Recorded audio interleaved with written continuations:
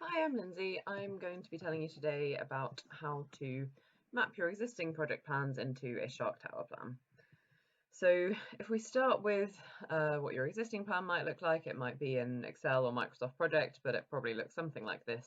And you'll have your kind of key phases, if you like. So let's agree the scope, there's design and build, bit of systems integration, data migration, and the go live. You've probably then broken that down into what the core sort of pieces of work are and what the dates associated with those and the owner as well. So if we start with these phases, so agree, scope, design, and so on. In Sharktower, we would map those to clusters generally. This is a really good way of visually grouping the work that your team are working on, and also to use that as a communication tool as well to stakeholders. So you can see that I've mapped those out here. I've got the agree scope, design, build, and with the dates as well from the spreadsheet.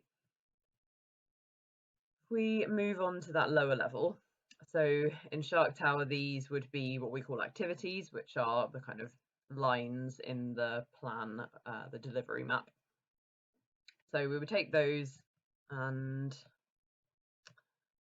start plotting those into Sharktower as well. So taking the dates from the spreadsheet and just creating those as these activity lines.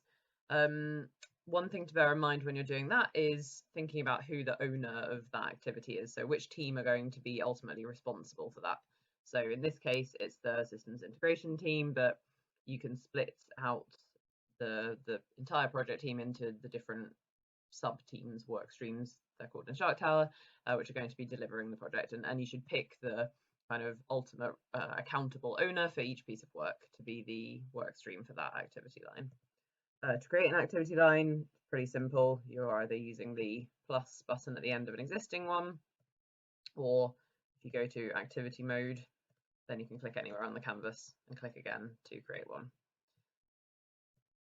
So what I've done here is map out the systems integration and the data migration activities.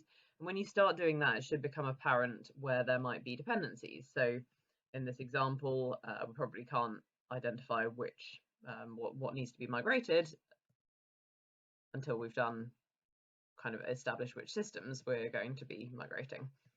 And similarly down the end here, we've got some go live activities coming together. We may as well pull those together and represent that go live with an outcome.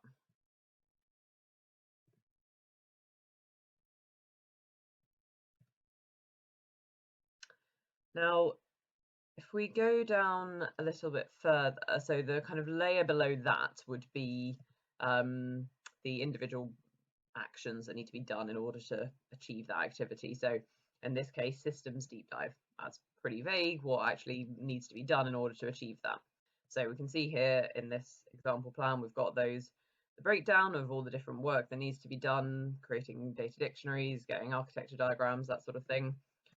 And you can see in Sharktower how we've broken that down. So this is the sort of completed plan.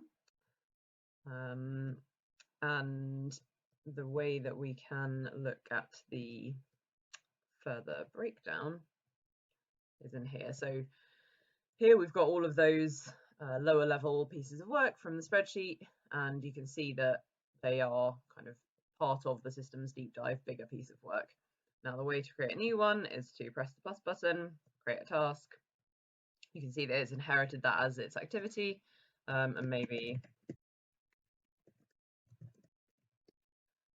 we have that as a new task that we need to do.